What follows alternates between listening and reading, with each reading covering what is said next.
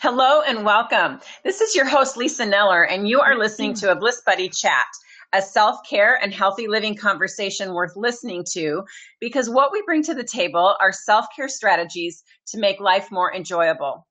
BringMeBliss.com is a self-care and healthy living blog for women. It's about helping women achieve utter joy and contentment in spite of their trials and circumstances. Our guests have an expertise in the self-care space, and we are bringing you real stories, tips, strategies, and solid advice for achieving a better life. Our content delivers information that addresses mind, body, and spirit. We promote getting in touch with all areas of yourself for better understanding and developing skills to live life intelligently. We want to help you reduce your stress and workload so you can live life to the fullest. This conversation is for you to learn better strategies for living well, eating well, moving well, and working well. Living up the second half of life with gusto, meaning, and purpose is what we are about. I'm interested in real stories from real people who have gone through rough stuff and have come out the other side.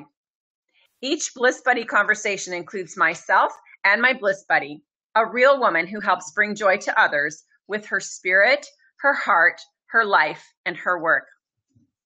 Today's Bliss Buddy is Denise Hatch. Denise is the founder of Yoga Sports Performance, a licensed hypnotherapist, certified Anusara yoga teacher, and she leads the way for the global feminine potential movement. Her clients are high-level professionals who want to operate at their greatest potential. She currently works with elite athletes in the NFL and the Major League Baseball and motorsports, as well as business executives, creative writers, and artists, people who want to find and listen to their soul's calling and thrive outside of a conventional system. Her mission is to align her clients to their full brilliance so they can put it to work to create a better world by living a more purposeful, joyful, and healthy life. Denise studied finance, nutrition, and exercise physiology at the University of North Carolina. She earned All-American honors in springboard and tower diving and competed in the World Championships in outrigger canoeing. She has also worked at the Mayo Clinic as an instructor in a pilot program that explored the healing effects of yoga on sleep disorders and anxiety. Denise is currently living in upstate New York, where she offers a 200-hour yoga teacher training at the Lakshmi Institute.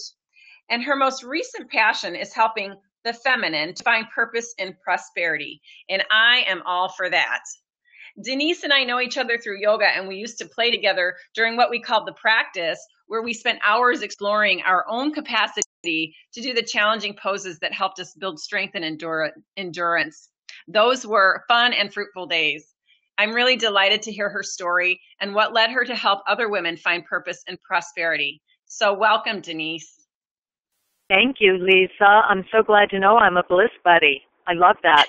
Well, I'm so happy you're here. And I just want to say I'm very excited for you because you have an upcoming trip. Just real quickly, tell us about this thing that you're doing next week. Yes, myself and Paulette Bodeman are coming together to lead a retreat in Umbria, Italy. And it's in an area where the lands are very mystical. It's where St. Francis did a lot of his work. And so it is a yoga, meditation, transformational retreat that will have some wine tours too.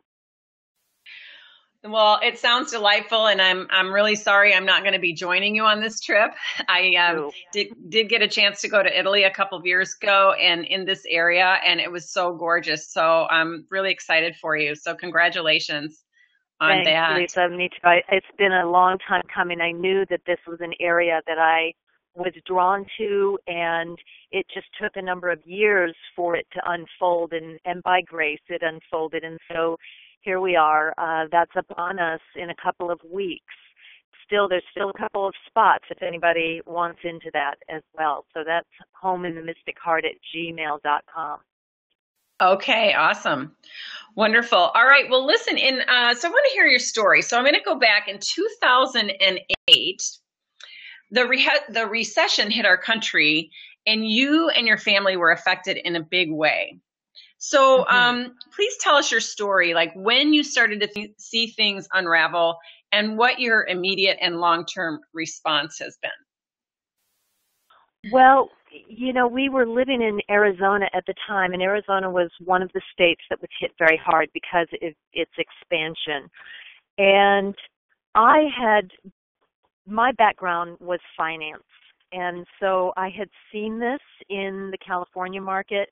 I had a client that actually sat on the Bush administration at the time and who advised me of what was coming. And so just knowing how fast those things can happen when a fallout happens economically, it can happen fast. And so I began to go to all of the investors that we were invested with. We were just in the process of putting one home on the market and moving into another home that had just been finished. And so we were holding two homes and several pieces of property in the area. And I went to everybody we were invested with and said, here's what's coming.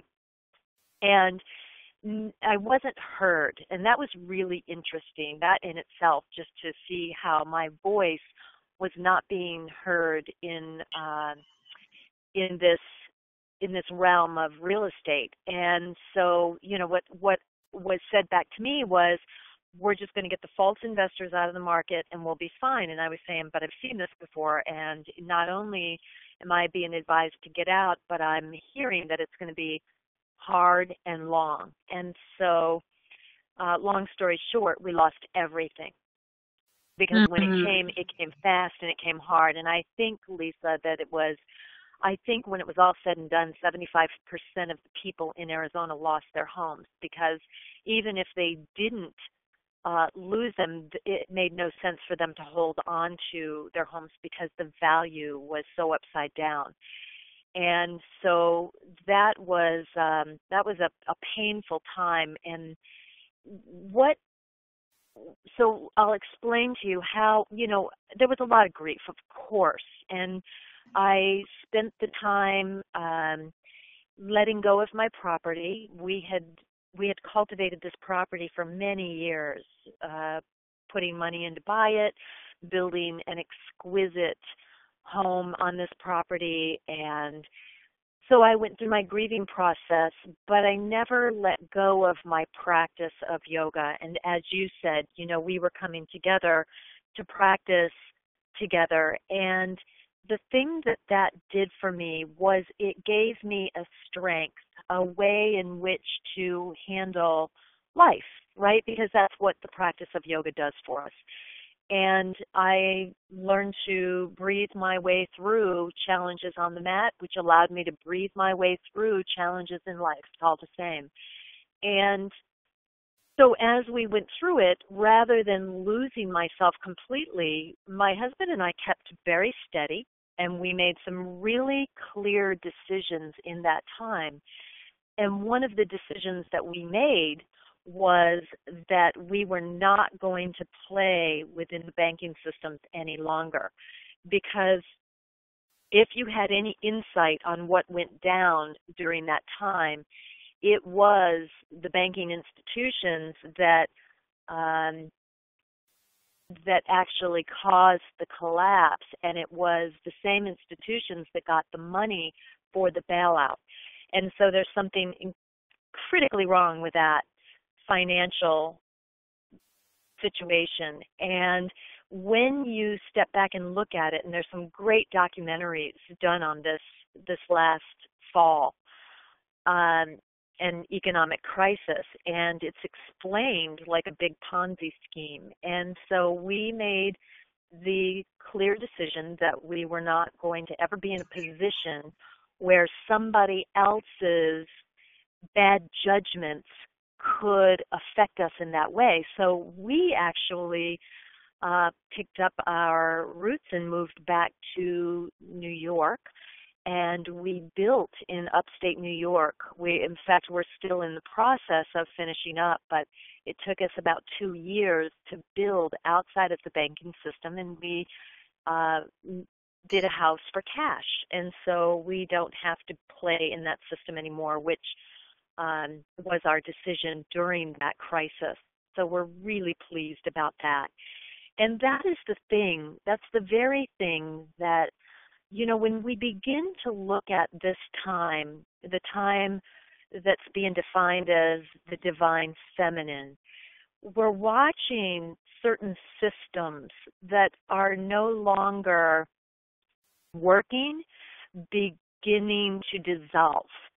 And it is, I think, the vision of, I'm going to say, the matriarch and the feminine, and that's not exclusive to women, but it's the feminine creative potential that is coming up with these new systems, new visions, new ideas, and new ways of being on the planet. And so through my work of divine feminine potential, I am collecting the feminine to actually speak about what she feels is coming through her as purpose and create the vision necessary for her to unfold that purpose, because I feel that that's what the planet needs now, are these new visions, new ways of being in these rebuilding systems. Mm. Wow. So it's a long way from Arizona to New York. I take it I take it you found some happiness and some bliss there. Is that fair to say that you're happy there? And Lisa, I once heard the term that wherever you go, there you are. It doesn't matter where it is you're setting up home. It doesn't matter where it is that you're unfolding yourself. It's still you that you're unfolding. And your happiness and your bliss resides within you. And in my retreats, I'm calling them home in the mystic heart, because I believe that when we have tuned in to what's real and true about ourselves, that's where the happiness and the bliss exists. It doesn't matter where you reside physically. And all situations are going to have its pros and cons, right? I mean, we just came through this brutal winter, and at the end of the winter, I was saying, what in the hell did I just do?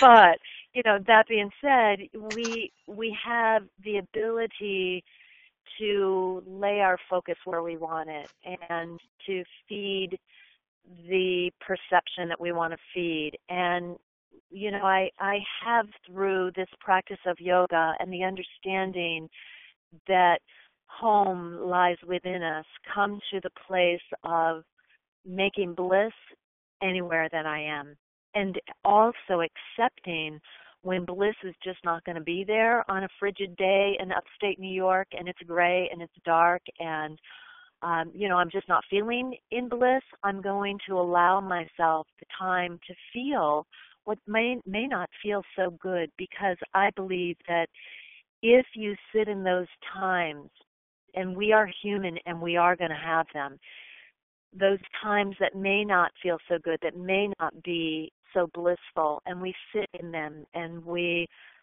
feel them, and we even ask ourselves, what is this? Even dialogue with ourselves in those times that we might not be feeling the bliss. What occurs is a faster penetration of that place that doesn't feel so good, and a return to the bliss. But if we choose to push it away and drown it out or drug it out or resist that feeling when it's not blissful, it persists, and it persists for a longer period of time. And so I think there's also a very strategic, skillful way in which we can be in our lives where we can actually navigate ourselves through those times faster that aren't aligned to bliss. Because we have both, right? Look, we're living this life. We hold it all. And there are moments, and I can tell you, losing my home and losing everything that we had worked for the past 20 years in our marriage was not a blissful time. But because we stayed very steady and we made very clear decisions in that time, rather than losing ourselves, we stayed intact and asked the right questions, we returned to the place of bliss, and that's the cycle. I love it. That is such good advice, to really acknowledge maybe the pit that you're in, or whatever feelings you have in the moment, to acknowledge that and to give that some space. And it does help you move through it faster, because ultimately we don't really want to sit in suffering, and we don't have to, right? Right, that's right. And yet there may be moments of time in which it feels like suffering, and our day may not feel so good, and we do have those times in life where our heart is hurt. And it is, that's just part of being in this human embodiment. We are going to have those moments in our lives that don't feel so good, but we don't have to stay there. And I think that's really the key, what you just said. We can choose to move through them and not get stuck in them, and that's really big. Well, and I guess that's really part of self-care and living life intelligently and skillfully. And I know that yoga has been a huge influence on both of us in that area. Like, we've learned a lot through yoga teachings, philosophy, and just practicing on our mats and that kind of thing. It's really an extraordinary practice. But what else besides yoga do you do for self-care and for bliss, to find bliss in your life? Well, first of all, when we talk about yoga, and I want to back up and say that those times that we got to practice together, Lisa, that were really some challenging practices. We really pushed ourselves hard in some of those practices. And when I came into the yoga that we practiced together, I was a mom of a teenager that was really struggling, and I thank God for that practice of asana, because it really did help me get through that time with my son. And there's other limbs of yoga that we don't talk about so much, and the meditation limb of yoga has been a part of my life probably for the last 20 years. So I am a meditator. I do sit, and sometimes I'm going to tell the truth about this. There are times where sitting in meditation is painful, because the fluctuations of the mind just aren't going to stop some days.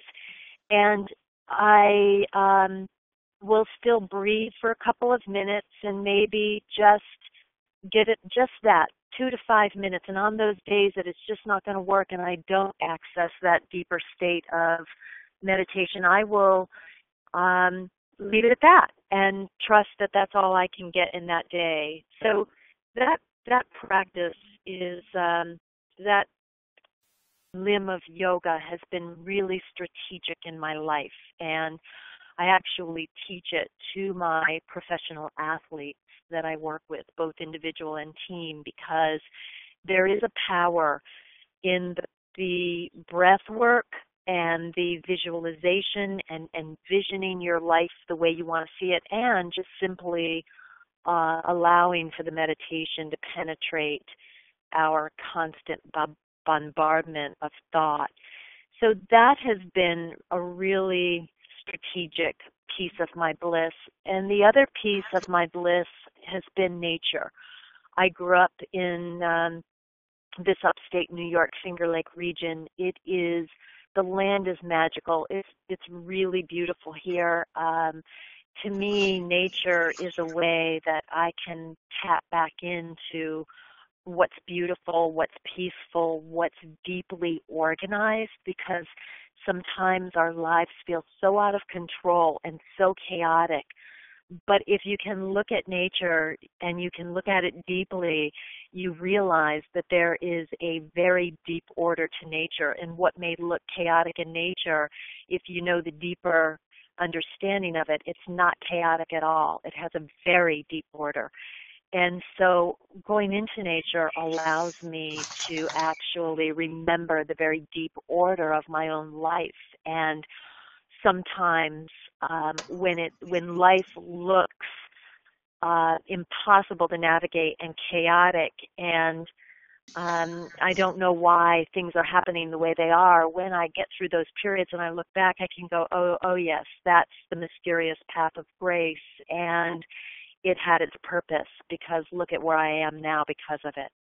And so I'm able to use those deeper teachings and apply them to my life, both in the realm of meditation and in the deep order of nature. Wow, I love that. I mean, that's so much. I shouldn't say nicer or compare it, but like better than, oh, I got a pedicure last week. That brought me bliss. I love contemplation, and I love nature myself. And as far as meditating, I think just to sit quiet and not be have the world intruding in your life for a little while is healthy. Yes. Just shutting out the media and everything else is just a healthy thing to do, even if you just have to sit and breathe and listen to your thoughts for a little bit. Absolutely. And I'm not going to say that I don't love a good pedicure, because, that's great too. But, for me, when I really have to handle life, the pedicure is not going to be enough for me. I have to really dive deeply into my practices. And, when I speak of nature, I speak to all of nature. There is a cycle of nature that is so organized, and I follow the lunar cycle, and I follow the solar cycle, and I even teach ritual to women on the 8 holy days, the more powerful times of season, on the solstices and equinoxes and holy days, in which women can actually learn how to reconnect themselves to nature and have their own ritual which actually invokes the divine and helps us to remember that we're nothing but. And to me, that's the most important. If we can remember that, even when we're losing our way a bit, and we can say, I'm nothing but divine, and I really trust this process that I'm going through right now, and what the heck, I'm going to go have a pedicure too. It's all part of it. But I think the deeper understanding of our own divinity and the practices that serve that, for me, have been the most strategic things in my life, as far as helping me stay aligned to bliss. Right. So what is something you think our listeners can do, let's say in the next 24 to 48 hours, to begin accessing their potential or their inner truth or that divine nature? I always say, yeah, thanks for that. That's a great question, because I do believe it can happen that quickly. I believe it can happen in a moment. And the quickest way to the universal, the quickest way to your own truth about who you are and that experience of bliss, is through the breath. That is the absolute quickest way to tune ourselves back into the whole. And if the thing that is the easiest, that I teach all my athletes this as well, is the even Ujjayi breath. And you and I know that the Ujjayi breath is simply the triumphantly uprising breath. And so it's the breath that you move against the back of the throat. So with the mouth closed and through the nose, you begin to deepen your breath and make the inhalation and the exhalation come in and out at the same rate. So we can do this together. Let's just do it together for just a moment. Notice your state of mind now, where you're at. Is it busy? Do you have yourself going in many directions at the same time, or are you able to actually focus in on this talk? Because we women like to multitask, right? We like to get a lot of things done at the same time while we're listening. But pause with me for just a moment and give your full attention to this 1 minute. Have a stand or a seat wherever you are.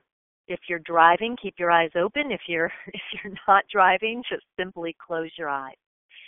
And exhale your air completely all the way to the bottom until you have nothing left, and then begin to draw the breath in for 7 counts.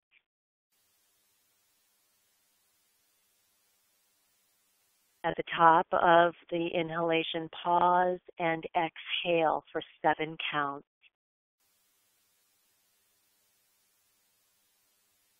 At the bottom of the breath, pause, and on your own count, draw it in for 7 counts.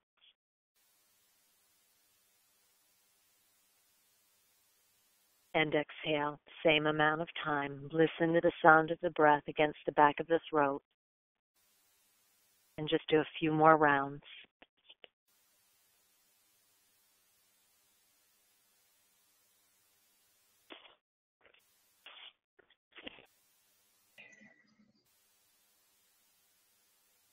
And on the end of your next exhalation, let your breath be normal.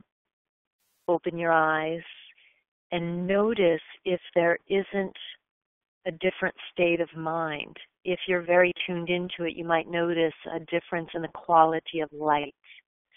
You might notice more peace, a little bit more settling in the body and the mind. And what happens with that even breath is that it begins to take the fluctuation away from the mind. It's a cessation of the fluctuation, because the nature of our minds are fluctuating.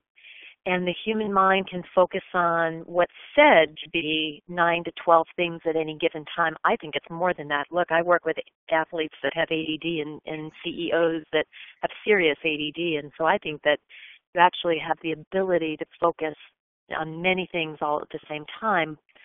But when you actually tune into your full and present self through the breath, you have the ability to create and, I'm going to say, execute in a way that is so much more powerful than if you're actually splintered in several different directions or several different mind thoughts all at the same time. And science actually shows that. It shows that if we keep focused on one thing, and when we are full of our own presence, we actually have the ability to execute, what is the word, probably more fully or better. With more focus. With more focus is the word. And so come to the breath. Yeah. Wow, you had me going. You had me calmed down very quickly. It's funny because you were asking me if I was really focused, or whoever's listening, right? And I was focused. I was writing notes, inhale and exhale at the same rate. I'm writing notes. So I was pretty focused. But then I took the time to go into the breath with you, and it really did calm my mind down. It's just amazing to me. So folks, whoever's listening, I mean, that's something you can do right away, and you can do it wherever you are. So, and it's cheap, right? Doesn't cost you a thing to use to deepen your breath. So it is the quickest way back to the universal. It doesn't cost you a thing. Although those pedicures are grand, the breath is super powerful. I love it. Okay, so tell us a little bit more about the Global Feminine Potential Movement. I know you touched on it earlier. What is it exactly, and how can people learn more about your mission and how you can help women succeed? Mm-hmm. So we came through this very transitional time, and we are in a time that is being referred to by many as the divine feminine. And all that means is that the feminine, the creative force, is being supported on the planet more than it's ever been. And I believe, Lisa, that the visions that are coming through the feminine now, they look differently than what's been here before. And when you talk to women, or all you women listeners probably have your own experience of something coming through you, something birthing. You know there's something more that you still need to do in your life. And this is the very thing that I'm talking about. What's coming through us right now is our wanting to experience ourselves in our own full expression. Like, what did we agree to come here to do in this lifetime? That's what's being asked of us now, because we sit on this precipice on the planet where we are making some really critical decisions, and we have the knowledge and the know-how to wipe ourselves off the planet as a civilization, or we have the knowledge and the know-how to actually create a very peaceful existence. And so I believe that we're at this tipping point. And what's being birthed through the feminine is the systems, the visions, the very things that we need now to actually create a critical mass of vision to create this precipice to tip the way we want it to tip, and to be able to sustain ourselves as a civilization on the planet. We need these visions that are coming through the feminine. So what I'm doing is I'm actually supporting the feminine in not only getting clarity of this birthing of purpose, whatever it is that she's to do, what she, the greater purpose and her full expression of herself, and actually helping her unfold that even right through to her business model, if that's what she wants. The way to find out a little bit more about it, I just did my own very powerful summit with some of the most powerful speakers on the planet who speak of this time that we're in and how we can actually be the full expressions of ourselves now. And that is on the website www.denisehamiltonhatch.com. And you can reach me through that website, because for the time being, until I unfold something further with that, I'm actually offering retreats in very powerful areas around the globe, Umbria, Italy being one of them. I have another one coming up in September that's here in the Finger Lake region on the edge of one of the lakes at a very magical place. I do know that there are some places on the planet that just carry a very powerful punch. And when you do your work and your breathing and your yoga and your meditation and your ceremony in those areas, you have the ability to get a grasp and clarity on your own vision and your own power. And you begin to unpack it and unfold it in a way that gains you momentum. And so that's what I'm doing now. I'm actually leading groups of women to be able to do that. My next one, like I said, is in September in upstate New York. And that you can just go ahead and email me on, which is Denise@DeniseHamiltonHatch.com. It's a very limited space. It's a very magical retreat. I feel like the little homes on the property, the cottages on the property are fairy-like. It's so magical. But that's what I'm doing. I'm looking for the powerful places on the planet right now to do this work and help women get a sense of their fullness and the way that they want to fully express. Well, that is beautiful. And women need that more than ever.